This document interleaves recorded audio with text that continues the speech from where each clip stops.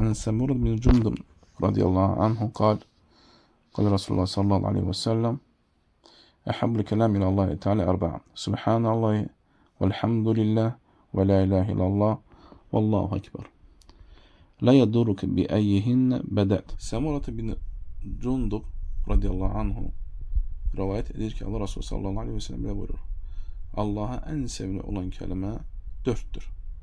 Birincisi Subhanallah, ikincisi Elhamdülillah, üçüncüsü La ilahe illallah, dördüncüsü Allahu Ekber. Ve hansıyla başlasan zərəri yoxdur. Ve bu hadis bəzən çoxlu verdiği suallardan biridir.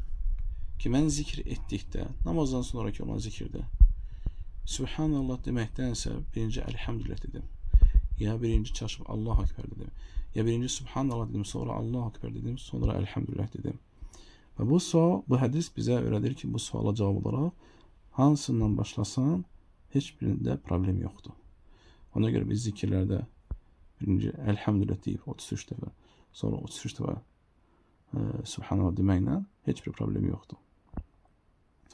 Ve dediğimiz gibi bu hadiste 4 tane mühim zikir. Subhanallah, Allah pak ve müqəddəsdir.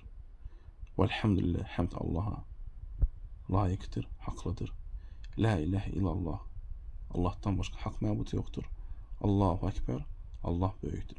Ve bu kelimeler Allah Subhanahu ve Teala'ya sevimlidir ve her bir kəs kim güzel şekilde bir defa Subhanallah, yani ihlasla tam səmimi qəlblə deyərsə, şək yoxdur ki Allah'a en sevimli olan kelimelerden elde etmiş olur ve Allah'ın da sevgisini kazanmış olur ve bununla da Allah katında böyük bir mükafatı kazanmış olur.